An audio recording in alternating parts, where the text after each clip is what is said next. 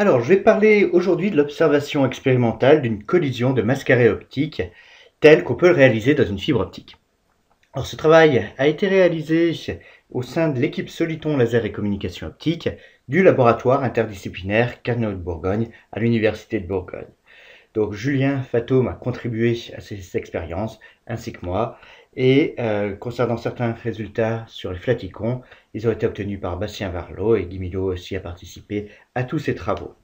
Stefano Wamnitz, lui, a aidé sur le travail sur les flaticons, il en a même proposé l'idée, et Andrea Armaroli et surtout Stefano Trillo de l'Université de Ferrara ont beaucoup contribué à ce travail du point de vue théorique. Ils ont été vraiment à l'origine de cette recherche. Alors voilà comment va s'organiser cette présentation. Dans une introduction, je rappellerai la manière dont va évoluer la lumière lors de sa propagation dans une fibre optique.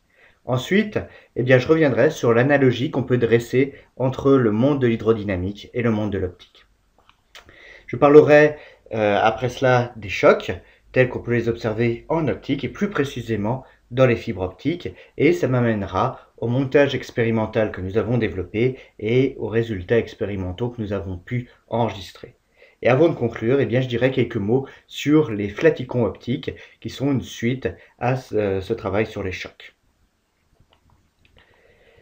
Alors quand on envoie la lumière dans une fibre optique, celle-ci va être affectée principalement par deux effets. D'une part, la non-linéarité, d'autre part, la dispersion. La non-linéarité, c'est la dépendance de la vitesse de propagation en fonction de l'intensité de l'onde qui s'y propage. Et la dispersion, ça va être la dépendance de la vitesse en fonction de sa fréquence. Alors on va utiliser un coefficient gamma pour caractériser la non-linéarité de l'onde. Ici, ce coefficient gamma, c'est relié à la non-linéarité de la silice, qui est certes peu élevée, mais comme on confine dans une fibre optique fortement la lumière, l'intensité et la distance de propagation sont élevées, ce qui rend cette non-linéarité non négligeable. Le coefficient bêta, de dispersion, on va le prendre en compte à travers un coefficient bêta 2. Alors ces deux effets, pris séparément, que ce soit la non-linéarité ou la dispersion, les deux sont considérés comme avant tout des effets nuisibles qui seraient mieux d'éviter pour les applications. En effet, la non-linéarité va élargir l'impulsion dans le domaine spectral, alors que la dispersion, elle, va agir dans le domaine temporel en élargissant le profil d'intensité de l'impulsion. Un dernier mot sur la dispersion, on fait souvent la distinction entre deux régimes de dispersion, le régime normal et le régime anormal. Ce qui varie entre les deux, c'est le signe du coefficient bêta 2 et ça va conduire à une réorganisation différente des fréquences lors de l'étalement de l'impulsion. Alors maintenant, si on veut modéliser les effets de la non-linéarité et de la dispersion, on va se tourner vers l'équation de Schrödinger non linéaire. Elle inclut bien à la fois la dispersion et la non-linéarité. Donc cette équation, elle est valable uniquement dans le cadre d'une fibre monomode, telle que nous allons le considérer dans tout le reste de cette présentation. Alors parfois, on voit à cette équation de Schrödinger un terme qu'on appelle d'autoraidissement ou de choc qui est rajouté. Alors ici, nous n'allons pas le prendre en compte parce qu'il n'a aucune influence. On considère des impulsions qui seront dans le domaine picoseconde, donc ce terme-là peut être totalement négligé. Donc les chocs dont je vais parler ici n'ont rien à voir avec ce terme de choc qui peut parfois être ajouté à l'équation de Schrödinger non linéaire. On reste bien dans le cadre uniquement de l'équation de Schrödinger non linéaire. Alors, différents ingrédients, non-linéarité et dispersion. Et ce qu'on peut faire, c'est les mélanger quand on les a tous les deux conjointement, notamment la non-linéarité et la dispersion anormale. On peut avoir des solitons, car c'est les deux ingrédients dont on a besoin pour observer ces structures qui ont la propriété d'être capables de se propager sans voir leur forme se modifier. Alors, les solitons dans les fibres optiques, c'est assez ancien, ça a été mis en évidence mathématiquement dès 1973. Et les solitons, ça existe aussi dans le domaine de l'hydrodynamique. Ils ont été découverts par John Scott Russell Et dès 1865, les suivants à les reproduire, c'était à Dijon, Darcy et Bazin, derrière le canal, derrière le parc de la Combière, dans la bief du canal de Bourgogne. Alors, ces solitons hydrodynamiques, ils n'existent pas dans le cas de l'équation de Schrödinger non linéaire. Ici, c'est les solutions de l'équation Kuipers-de Vries. Et il a fallu juste 7 ans pour les mettre en évidence expérimentalement. Ils ont été prédits en 1973 et mis en évidence en 1980 dans un laboratoire industriel, les Bell Labs. C'est donc les 35 ans cette année de la mise en évidence de ces solitons. Et ce qu'on peut voir, c'est que l'impulsion est capable de se propager dans une fibre optique. Quand on a la bonne puissance initiale, elle va ressortir identique à l'impulsion qui a été envoyée. Donc, pour résumer un peu le paysage, 2 régimes de dispersion, régime normal, régime anormal, et dans le régime anormal, les solitons brillants les plus connus. On peut avoir un type de soliton qui est le soliton noir. Celui-ci est dans le régime normal. Et la structure du soliton noir est presque l'opposé de la structure du soliton brillant. Ça veut dire que ça va être un trou de lumière sur un fond continu, et ce trou de lumière va être capable de se propager sur une distance importante. Alors, je vais maintenant dire quelques mots sur l'analogie qu'on peut dresser entre le monde de l'hydrodynamique et le monde de l'optique. Alors, cette analogie, j'en ai déjà un petit peu parlé dans le cadre du soliton, et elle a été réexploitée de nouveau dans le cadre d'un autre domaine de recherche, celui des vagues scélérates. Alors, ces vagues scélérates, c'est des vagues extrêmement importantes qui peuvent dépasser plusieurs dizaines de mètres et qui ont la propriété d'être extrêmement rares. Alors, elles existent dans le milieu océanique, mais si on regarde notre équation de Schrödinger non linéaire, on peut la normaliser et la mettre sous une forme canonique où les coefficients de non-linéarité, les coefficients β2, ont disparu. Et on peut comparer cette forme canonique à l'équation qui régule la propagation d'une vague dans l'océan. Et ce qu'on s'aperçoit, c'est que c'est la même forme. On a juste 2 éléments à modifier, on doit inverser les variables d'espace et de temps. Donc ça fait naître l'idée de recréer dans le domaine de l'optique une vague qui a été prédite dès 1983 par un hydrodynamicien, plutôt mathématicien, Howell Peregrine, il s'est intéressé à ce qu'on appelle les solitons rationnels, qui ont la propriété d'être localisés dans le temps et dans l'espace. Or, ces travaux n'ont jamais été vérifiés expérimentalement. Et ils ont été remis au goût du jour, notamment par Neil Akhmediev, qui est un physicien russe qui travaille en Australie et qui a placé tout ça dans un contexte plus large, celui des solitons sur fond continu des Brazers. Et au niveau expérimental, l'impulsion pour recréer ces solitons de Peregrine dans les fibres, elle a été initiée par John Dudley, notre confrère de l'Université de Franche-Comté. Les travaux ont été réalisés à Dijon, notamment par Bertrand Kibler et Kemal Amani, qui ont, eux, œuvré dans le labo pour recréer ce soliton de Peregrine. Et ils ont réussi. Ils l'ont réussi. En effet, quand on regarde les enregistrements qu'ils ont pu réaliser, à partir d'une onde continue, ils ont été capables de recréer ces pics de lumière dont l'expression analytique correspond très bien au cas du soliton de Peregrine. Donc là, on voit que le paysage des structures non linéaires s'enrichit de toute cette solution sur fond continu qui ont été établies grâce à cette analogie entre le domaine de la propagation des vagues et le domaine de la propagation de la lumière. Dans ce cas-là, c'est avant tout l'étude des vagues scélérates. Et tout ça, ça nous a stimulé pour voir si du côté du régime de dispersion normal, il n'y avait pas quelque chose à faire. Et si on ne pouvait pas, encore une fois, bénéficier de tout ce qui est connu dans le monde de l'hydrodynamique pour réfléchir avec un angle de vue légèrement différent à ce qui se passe dans les fibres optiques. Et là, si on fait cette approche, on ne va pas s'intéresser au domaine océanique, on va être orienté vers le domaine des eaux peu profondes. Alors, comment on peut voir ça? On repart toujours de notre équation de Schrödinger non linéaire et on va séparer les évolutions en amplitude en phase, on va les normaliser, on va se placer en régime normal fortement non linéaire. Donc tout ça, ça revient à se placer dans la limite semi-classique, la limite KVB. Et ce qu'on obtient, eh bien, c'est un jeu de deux équations couplées. Alors, ce système, il paraît plus compliqué que l'équation initiale, mais l'intérêt, c'est que ces équations, elles sont proches des équations de Saint-Venant, telles que connues dans le domaine de la propagation des vagues en eau profondes. Et ces équations de Saint-Venant, elles datent, elles, du 19e siècle. Donc du coup, ça va nous amener vers les ondes qui existent en eau peu profonde, en régime de forte non-linéarité. Et tout ça, ça nous amène aussi vers les chocs. Alors, qu'est-ce qu'un choc?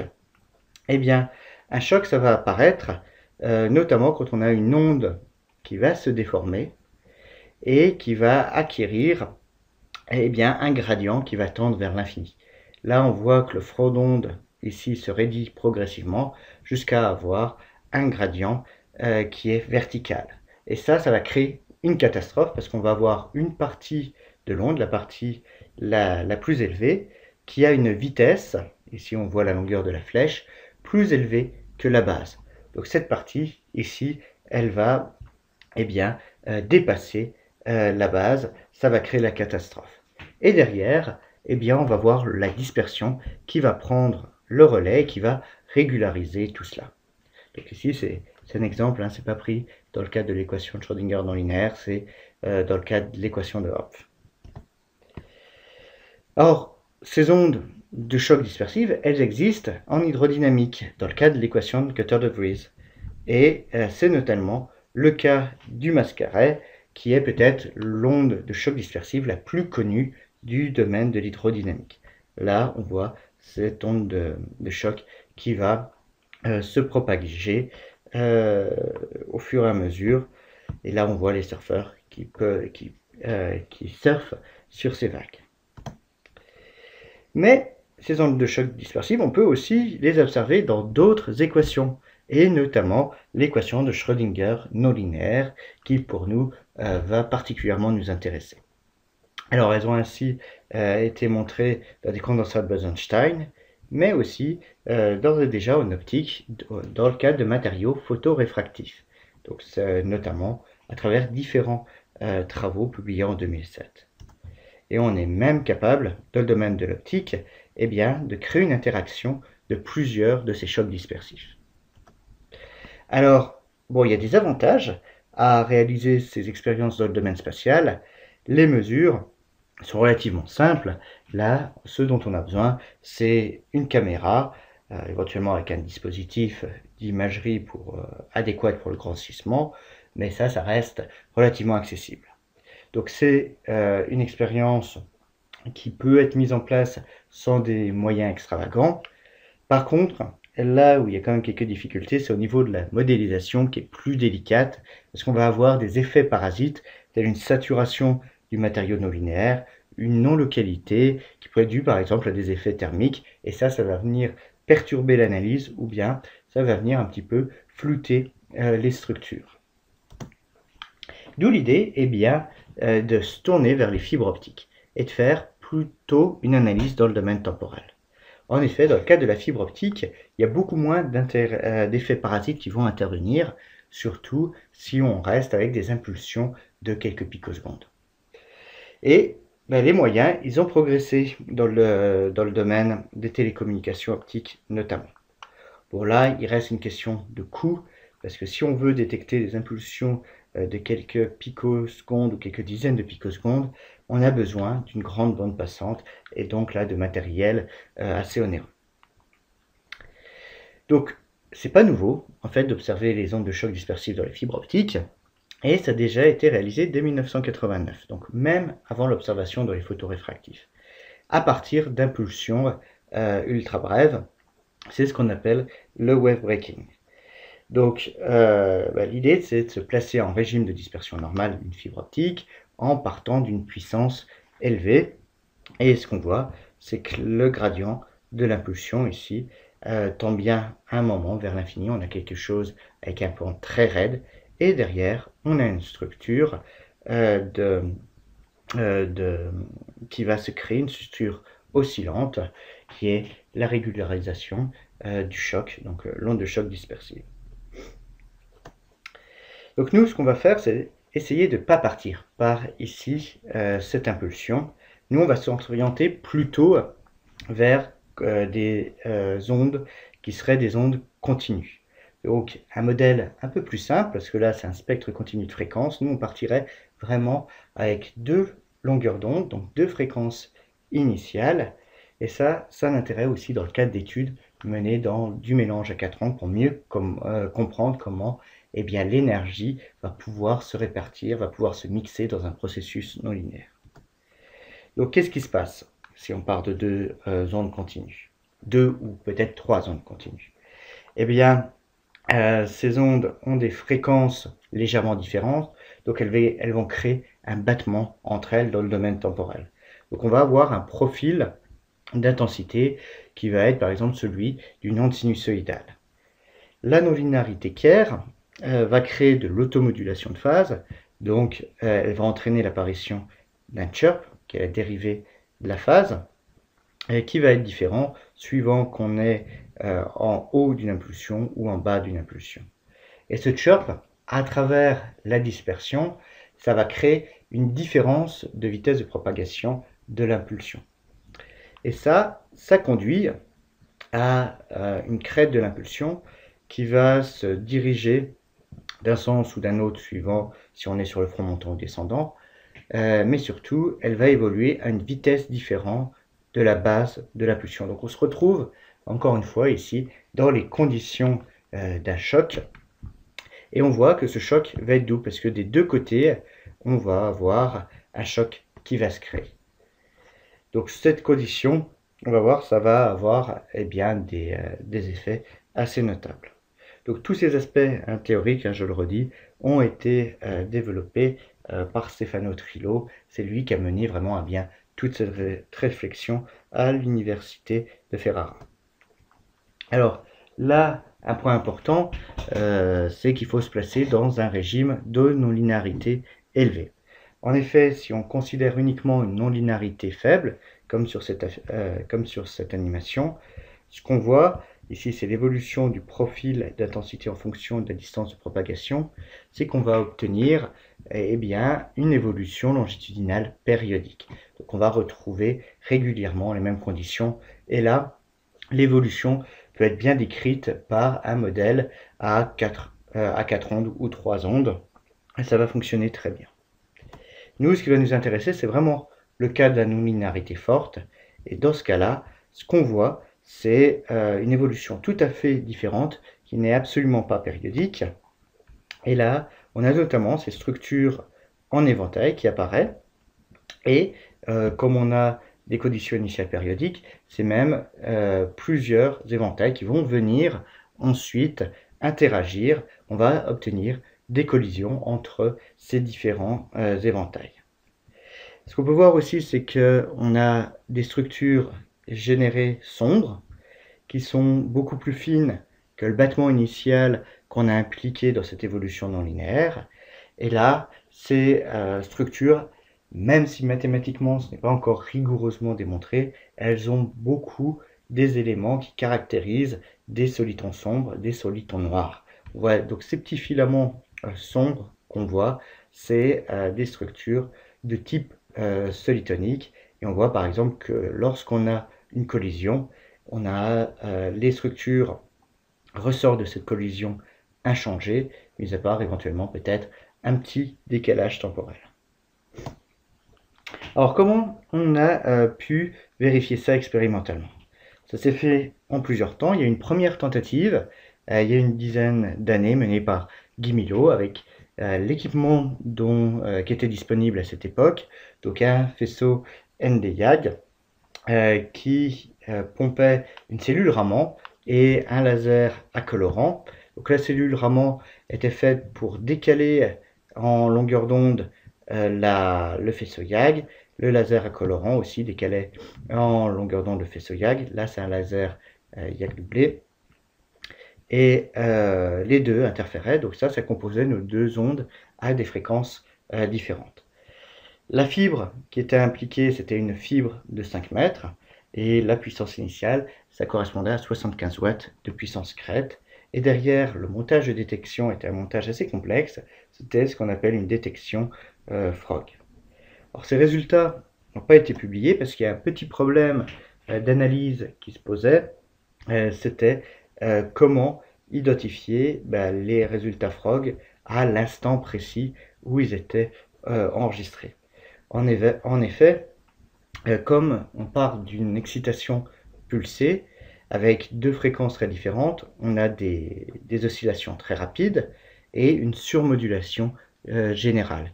Et du coup, suivant qu'on considère le haut d'impulsion, un petit peu plus bas ou l'impulsion à mi-hauteur, eh bien on voit que la forme de l'onde qu'on considère à ces instants peut varier fortement. Donc ça, eh bien, on a essayé de remédier à ce problème dans le nouveau montage expérimental. C'est-à-dire, on va essayer de partir vraiment sans cet aspect surmodulation qui vient se rajouter à la dynamique initiale. Alors, pour lever ce problème, on s'est tourné vers l'utilisation d'une plateforme de télécommunication optique dont on dispose à l'Université de Bourgogne, de notre équipe, c'est la plateforme Picasso. Donc ça regroupe du matériel qui est dédié aux télécommunications optiques haut débit autour de 1550 nanomètres.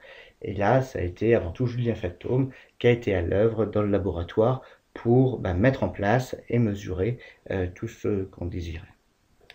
Alors, le concept de l'impulsion de l'expérience est assez simple.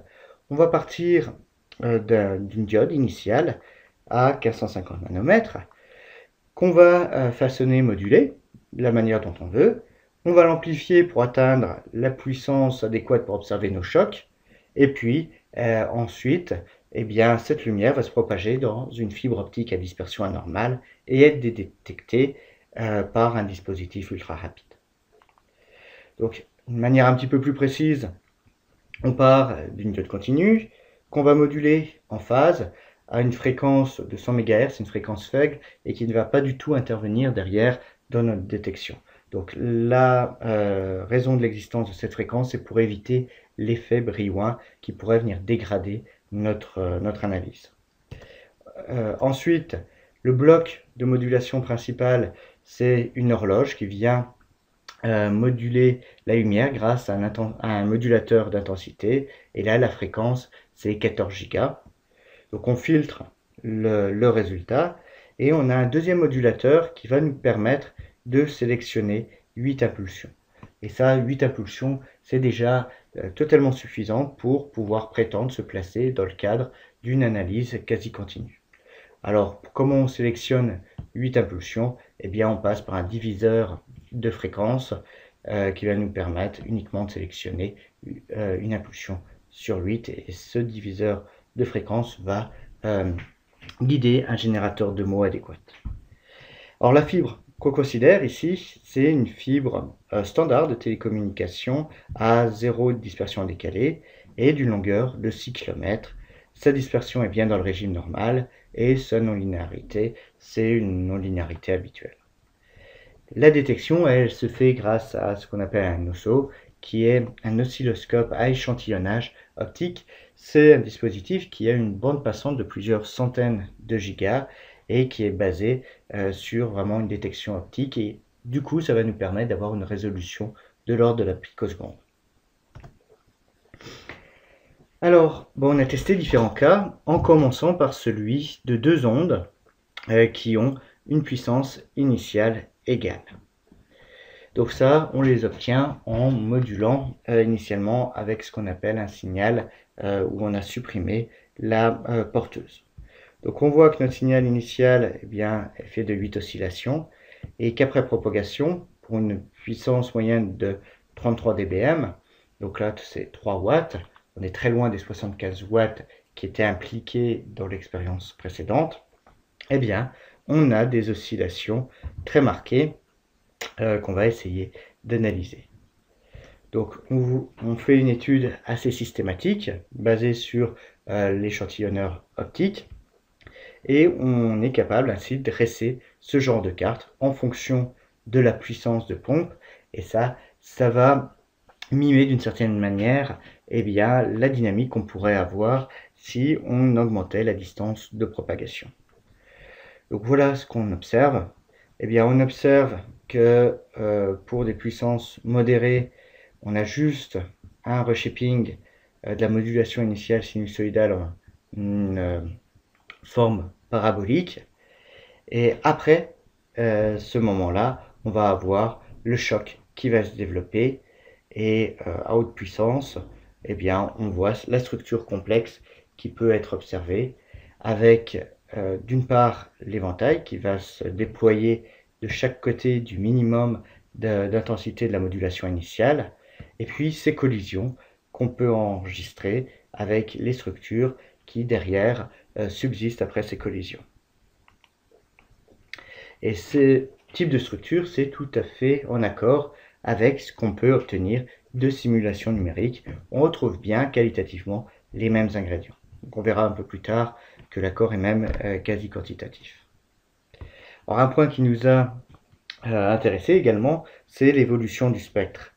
Quand on est en régime de faible non-linéarité, comme à cet instant ici, pour cette première figure, on voit qu'on a juste 4 raies qui sont significatives. Ici, la paire de raies qu'on a ici est 50 dB plus faible que les raies initiales.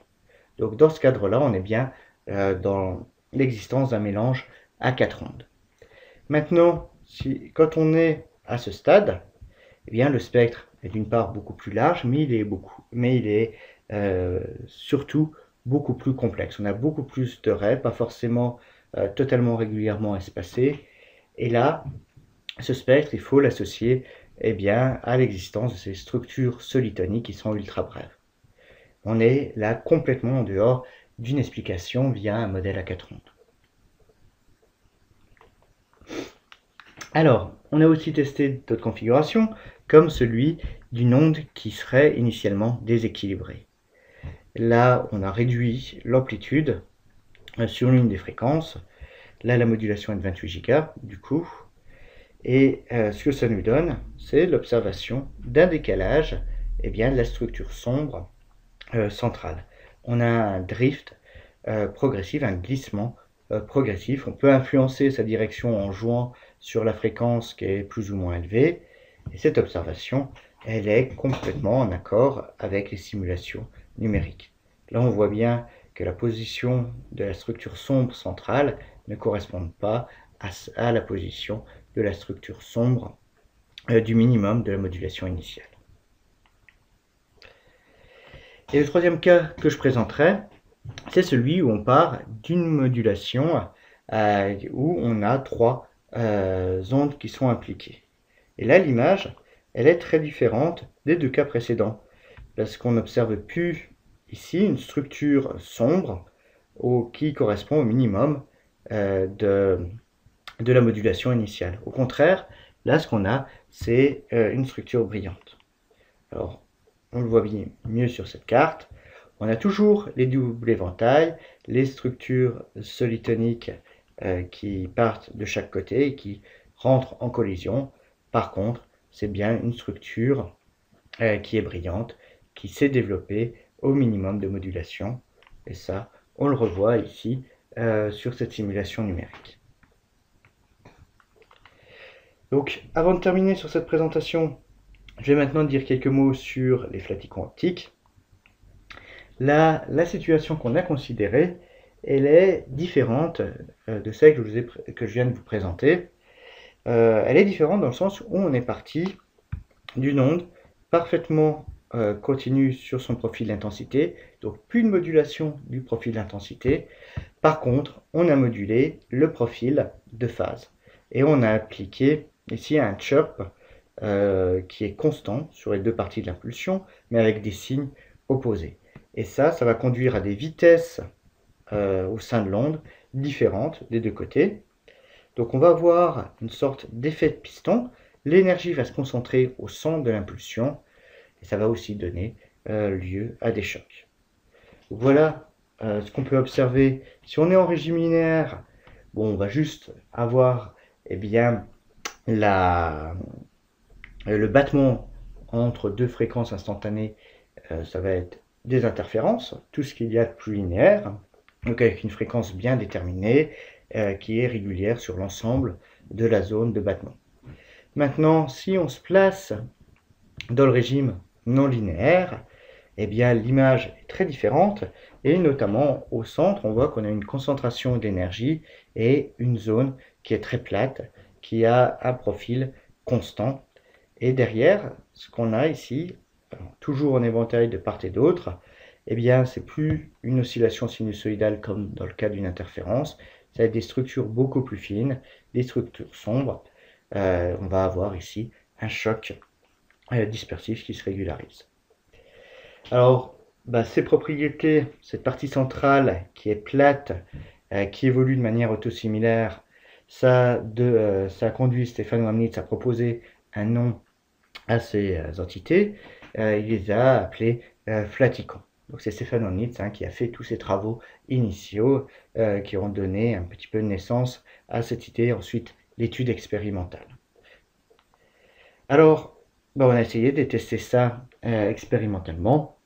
Le montage expérimental, son esprit est le même que précédemment. Donc on part de lumière continue, qu'on façonne, qu'on amplifie et qu'on fait se propager dans une fibre dont on a choisi de manière adéquate les propriétés.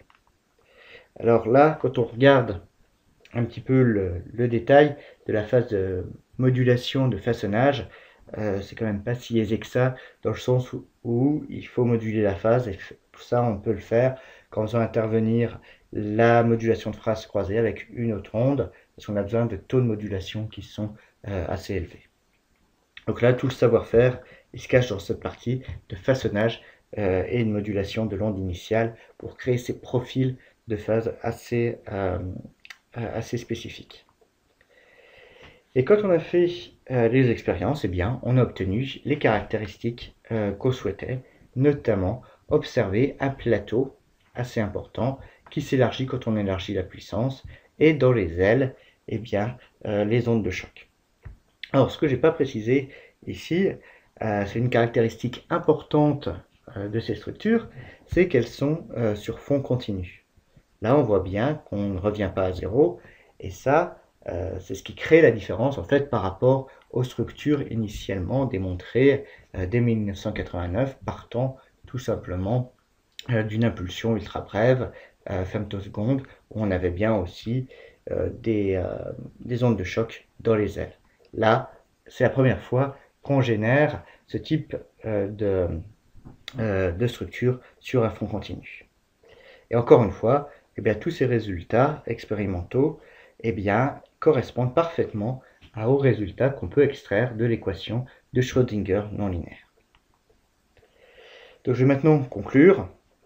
Alors ce qu'on a essayé de faire, c'est un peu d'enrichir le paysage des structures non linéaires qu'on a dans les fibres optiques, que ce soit dans le domaine de dispersion anormale, avec toutes les études qui ont été menées à Dijon sur les solutions sur fond continu. Ça inclut le solitron de Peregrine dont j'ai parlé. On a aussi démontré de manière plus générale l'existence des Brevers avec des études sur le spectre, ou les solitrons de Kuznets-Hofmar, et encore d'autres solutions sur fond continu qui sont encore en train d'être explorées, notamment par Bertrand Kibler.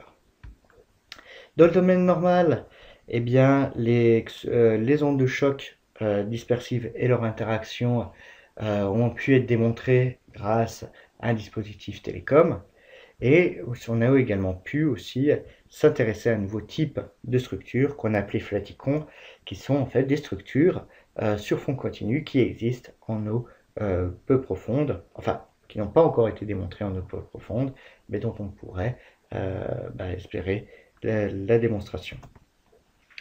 Alors tout ça, ça a montré que la fibre optique est un système qui est simple et qui se prête particulièrement bien à l'étude de toutes ces dynamiques non linéaires dans le domaine temporel avec vraiment peu d'effets perturbatifs si on se place dans le régime des impulsions de quelques picosecondes. On est vraiment dans le cadre de l'équation de Schrödinger non linéaire. Les paires des fibres optiques peuvent être tout à fait maîtrisées et elles ne vont pas perturber toute l'analyse qu'on va faire. Les coefficients de dispersion d'ordre supérieur ne sont pas un problème. L'efféramement, généralement, n'intervient pas encore si on se place dans le bon régime de puissance. Donc là, on a vraiment un outil extrêmement pertinent pour mener à bien toutes ces analyses.